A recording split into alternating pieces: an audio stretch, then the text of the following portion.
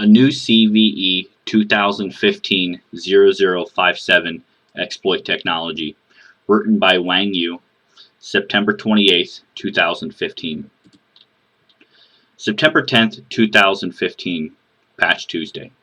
Microsoft pushed many system-level patches including CVE 2015-0057 or MS15010. On the same day, Udi Yavo, the CTO of Incillo and the discoverer of the vulnerability, released a technical blog on the topic. Udi described the CVE 2015-0057 vulnerability in detail and documented the process of exploiting the vulnerability on the 64-bit Windows 10 technical preview operating system. 4 months later, on the 17th of June, a new variant of the Dryer banking Trojan was detected by FireEye.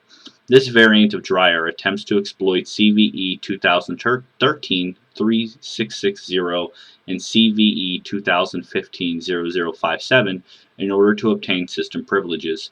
This is the first time CVE 2015-0057 was found to be exploited in the wild.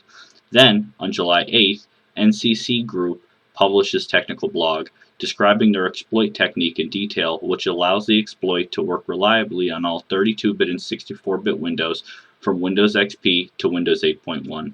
It is worth noting that in this year, we have repeatedly caught APT-class zero-day attacks, all of which attack the Win32k subsystem user mode callback mechanism. This leads us to revisit the old-school kernel attack surface. This paper will focus on CVE 2015-0057 and the user mode callback mechanism. We will examine the user mode callback mechanism from two separate aspects: exploit methodology and vulnerability detection. Additionally, from an attacker's perspective, this paper will also reveal some new exploit techniques. Background of the vulnerability. CVE 2015-0057 is a traditional user after free vulnerability, which is introduced by the user mode callback mechanism.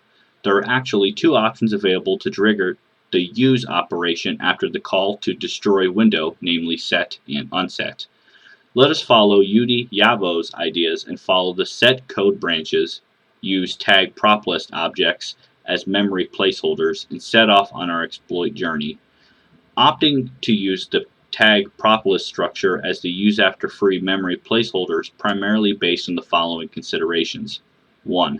Tag prop list object and vulnerability related object tag sbinfo are all allocated from the Win32k desktop heap. 2. Inside the tag prop list object, there is an array named tag prop. This array size can be adjusted to meet the needs of the exploit. 3. The contents of the tag prop list object can be manipulated through user32 APIs such as setProp routine. 4. Crucially, the behavior of the set after the use after free vulnerability will override tag prop list's entries field, which means that any subsequent operations on the tag prop list object can result in another out of bounds access. Further analysis of the vulnerability in the tag prop list objects property reveals that, in order to achieve arbitrary kernel memory read and write, we have to overcome two obstacles, namely, 1. The writability of the tag prop list object's setProp method is restricted due to the implementation of the internal setProp. 2. Since the write and hence repair capability is limited, continuous memory corruption is unacceptable. Our next step in this journey would be to solve the problem listed above to achieve precise memory writes using setProp.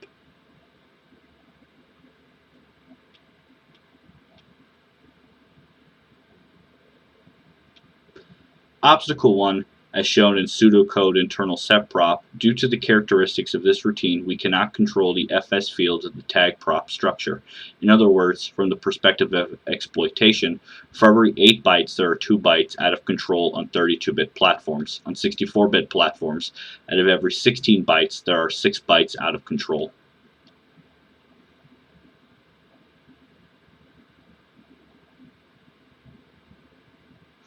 Let us take a look at how NCC Group's Aaron Adams worked to overcome this obstacle. NCC Group's 32-bit exploit method. Aaron Adams' 32-bit exploit uses tag prop list and the tag WND objects as heap feng shui layouts. Aaron exploits spray tag prop list twice. The first tag, prop list spray, is used to create a placeholder object when the use after free happens. In order to facilitate the distinction, let's call it a UAF prop list object. The second prop list spray is used to create a stepping stone object used to achieve relative memory reading and writing. We can call it the zombie prop list object. Lastly, WND is the host object ultimately needed to achieve arbitrary kernel memory reading and writing. Aaron chose it because the WND strname.buffer field has ability to read and write bytes in kernel memory. The exploit process begins from the UAF prop list object by calling the setProp routine on the UAF prop list object. We can effectively control the adjacent entries and I first free fields of the zombie tag prop list object with reference to obstacle 1. Although we are unable to fully control the value of free first, it is still enough to jumpstart the whole exploit process. Thereafter, the subsequent invocations of setProp on the zombie prop list object actually let the exploit code gain the ability to write kernel memory accurately. Even if setProp's limited write capability did not prevent us from directly controlling the zombie prop list .I first free field, setProp's limitations will be evident when the exploit attempts to control the wnd.strname.buffer field. In order to solve this problem, Aaron came up with a clever set of complex schemes. First, he manipulates the wnd.psbinfo field, which can be completely controlled, by pointing it to the wnd.strname field. Aaron then rewrites the wnd's strname.buffer field indirectly through the set scroll info routine. This roundabout scheme finally allows him to bypass the write restrictions we faced earlier and achieve arbitrary read and write capabilities. 32-bit exploitation can be summarized as follows. 1. Use the UAF prop list object out of bounds write capabilities to manipulate zombie prop list properties. 2. Use the corrupted zombie prop list object to rewrite the adjacent WND object's PSBinfo field. 3. Rewrite WND object's strname.buffer field indirectly through the setScrollInfo routine. 4. WND strname.buffer field fully under control means that the exploit achieves arbitrary kernel memory read and write. Obstacle solutions can be summarized as follows. 1. Manipulating the tag wnd.spinfo field by pointing it to the wnd.strname and then rewriting the wnd's strname.buffer field indirectly from setScrollInfo means obstacle 1 is solved. 2. The full control of the zombie prop list object means obstacle 2 is solved. 32-bit exploit process as shown below.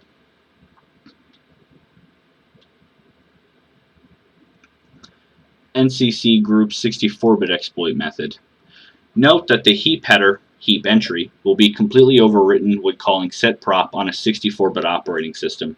Aaron Adams' 64-bit exploit method changes to use UAF prop list, window text 1, WND, and plus window text 2 objects for heap feng shui. The exploit process still begins with the UAF prop list object. setProp's out-of-bounds write capability is used to overwrite window text 1 heap entry with a specially crafted replacement heap entry. In order to obtain a valid heap layout, a fake heap entry is stored in window text 2. The solution not only solved the problem of a system crash caused by heap header corruption, it also has the side effect that the WND object will be completely merged into the window text 1 heap block. This is very important point because freeing the window text 1 also means that the WND object will be freed at the same time. Additionally, due to the user32 G shared information disclosure problem, an exploit can easily forge a new WND object. The difference between the two forged WND object and the old is WND's strname.buffer field is fully under an attacker's control. From another point of view, this exploit process can also be seen as a user-created or forced use after free. The semantics of the WND's strname.buffer field changes when memory-free operation is triggered. 64-bit exploitation can be summarized as follows. 1. Overwrite window text 1 blocks heap entry based on the UAF prop list objects out of bounds right. 2. Reconstruct an ideal heap layout by using a specially crafted heap entry for window text 1 and another faked heap entry which is stored in the Windows text 2. Due to the fake heap entry for window text 1, a free operation on window text 1 causes following WND object to be freed as well. 4. Rebuild a new WND object based on the information leaked from user32 gshared info. The difference between the new tag WND object and the old object is that the new WND's strname.buffer field is fully under control. This process can be seen as a user-forced use-after-free process. 5.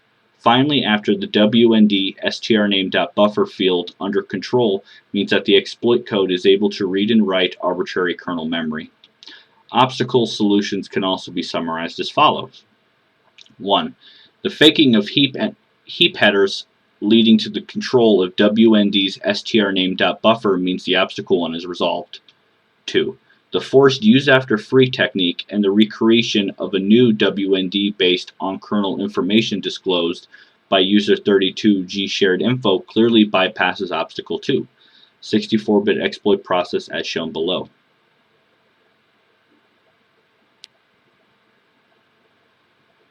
As can be seen, NCC Group's 32-bit exploit technique converts a use after free bug into a relative heap memory read and write primitive. They then extend this exploit primitive to achieve full arbitrary kernel memory read and write. Their 64-bit exploitation method starts off in a similar manner, also converting a use after free bug into a relative heap memory read and write primitive. However, the 64-bit exploits they converted this read and write primitive into a forced use after free. This allows them to achieve object hijacking, which, as we saw, finally led to having full kernel read and write capabilities. Both the 32-bit and 64-bit exploits' ultimate aim was to corrupt the WND strname.buffer field, and they both relied on information leaked from user32 gshared info. A new CVE 2015-0057 exploit technology. As a response to Aaron Adams' inquiry, I would like to share with you a few different exploit techniques and as an expression of gratitude to Aaron Adams. The following technique can work stably on both 32 and 64-bit platforms from Windows XP to Windows 10 Technical Preview. 32-bit exploit method. Similar as the Aaron's method, my 32-bit exploit method uses prop list and menu objects to perform heap feng shui. The exploit also sprays prop list twice at least.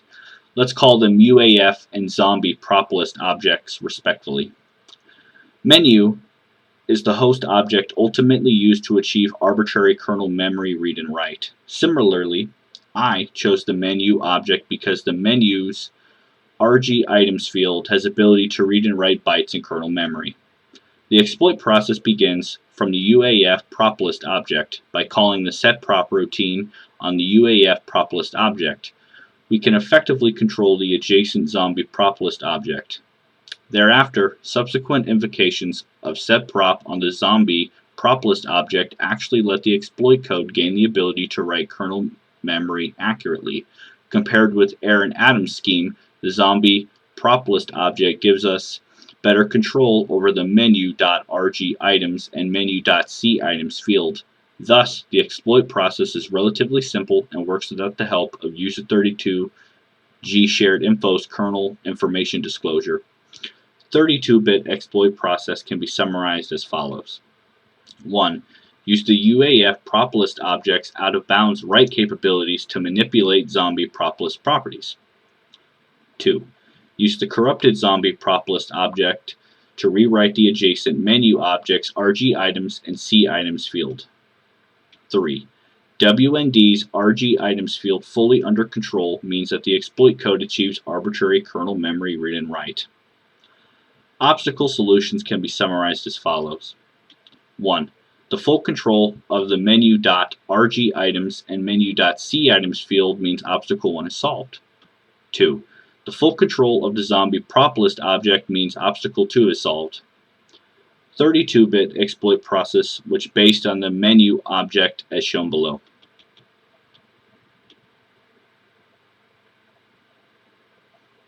(64-bit exploit method, the write control capability of the misaligned prop list object.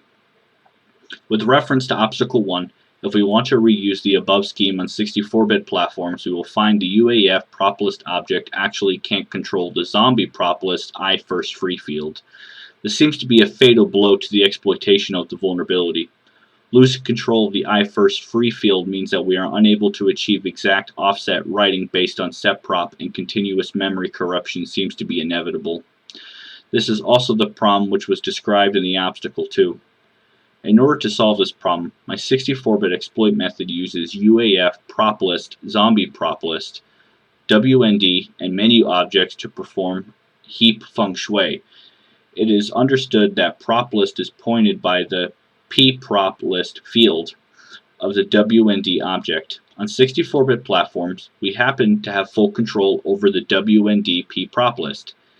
If it were possible to point the WND.pprop list field to our pre-constructed fake prop list object, it will mean that we can achieve relative heap memory reads and writes. First, the area is controlled by zombie prop list object is shown in blue.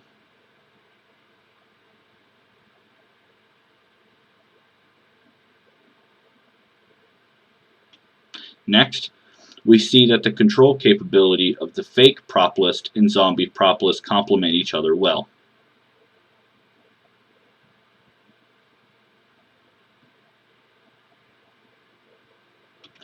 After rewriting the WND's pprop list field to point to our crafted fake prop list object, the only thing left to do is to use the fake prop list and the zombie prop list alternatively. We could then achieve the relative heap memory read and write primitive.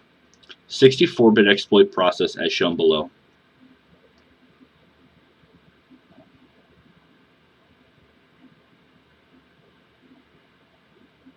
Another way to exploit CVE 2015-0057 on 64-bit Windows. The 64-bit exploitation process can be summarized as follows. 1. Use the UAF prop list object's out-of-bounds write capabilities to manipulate zombie prop list properties. 2.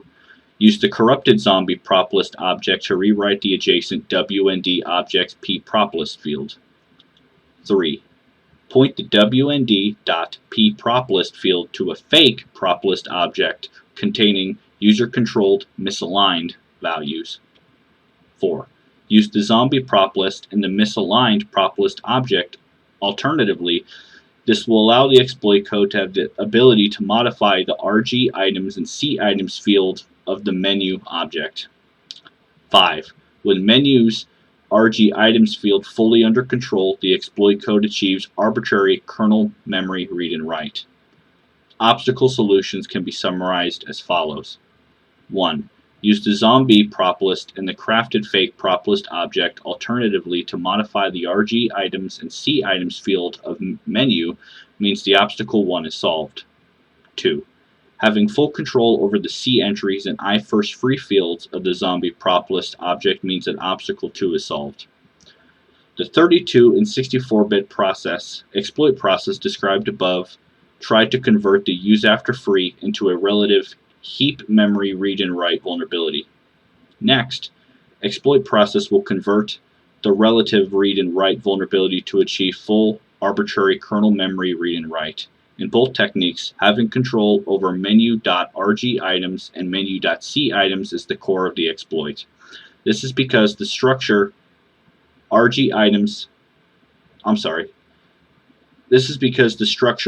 RG items and its corresponding methods are required in order to achieve our read and write primitives. This is the same reason why the wnd.strname.buffer was selected before. The 32-bit exploit process is relatively simple and does not require using user 32G shared info's kernel information disclosure. The 64-bit exploit process is somewhat more complicated. By constructing wnd.pproplist and pointing it to the fake proplist object, the exploit code eventually overcomes the restricted write capability of setprop. The others. In order to achieve high reliability of the exploit, we also need to solve some small but important problems, such as heap data repair, interference with 64-bit platforms memory alignment, interference from the C-theme WND, attach instance, and so on. Let's take the interference from memory alignment as an example. When trying to perform heap feng shui, we will have a certain probability of facing the memory alignment issue. This behavior will lead to a chain reaction, such as the changes in heap entry, the overwrite offsets, etc. Fortunately, based on kernel information disclosed by the user 32G shared info, we can predict the details of the current heap memory layout and modify the exploit code's logic dynamically.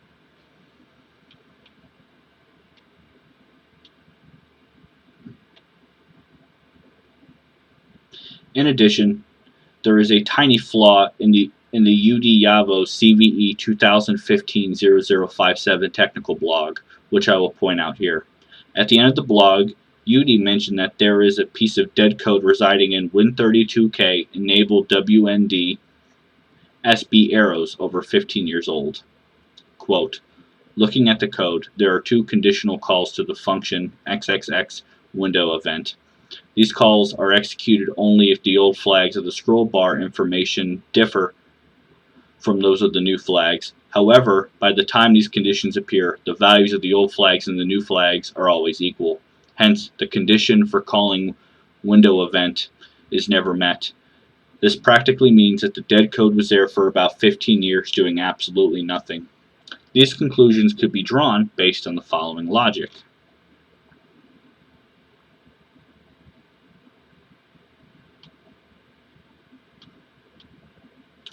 The 7th line of code, the conditional statement, and the 9th line of code, the assignment statement, are deceptive. It appears to assign WSB flags to W old flags, and so it seems the conditions on the 18th line and the 24th line will never be true. But is this really the case? Please do not forget, user mode callback is the root cause of many state inconsistency type vulnerabilities in Win32K. In this example, to activate the code branch of window event, attackers only need to enable scroll bar within the draw scroll back callback. Not only in the window event branch, not dead code, it is also another entry point of the vulnerability. If we can invoke set when event hook in the exploit and then call destroy window during event callback, we can trigger another use after free, the call stack as shown below.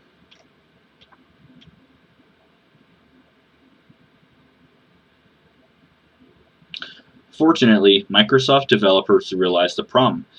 MS15010 blocks 5 possible entrances of the vulnerability in total, completely covering these seamlessly dead code branches.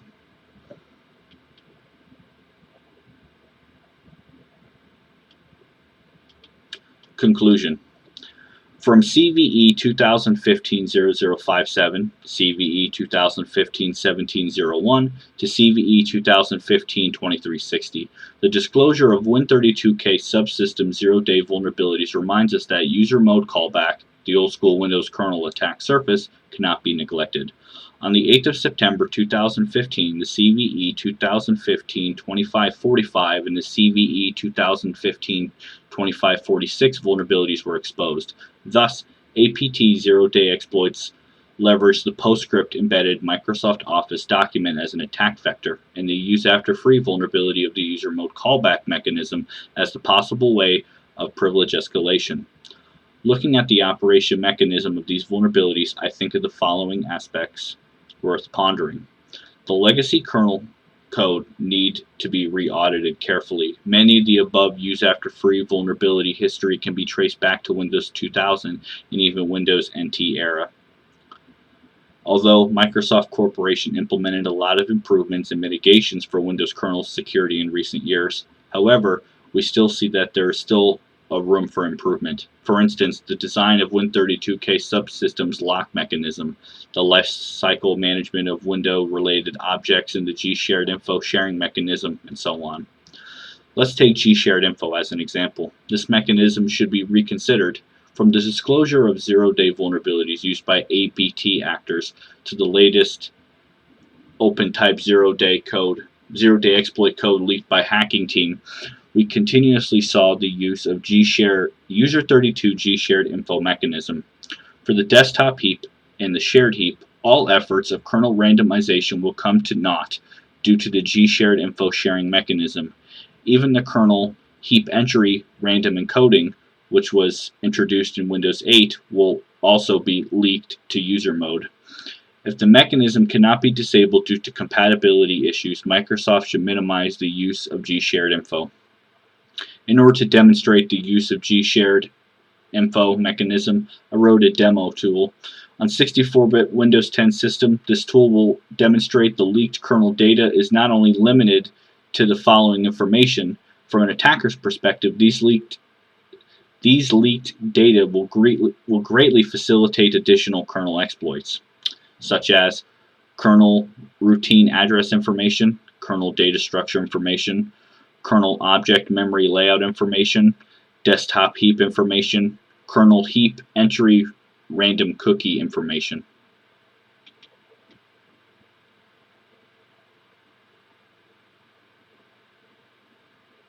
Finally, the activation of the Win32K window event code branch is a vivid example of the complexity of user mode callback mechanism. Another wonderful example comes from the CVE 2015-17-01. It reminds us that unlike the traditional use after free null pointer dereference vulnerability, the inconsistency of user mode callback is rather more mysterious side of the vulnerability. As a defender, we must always maintain a clear understanding.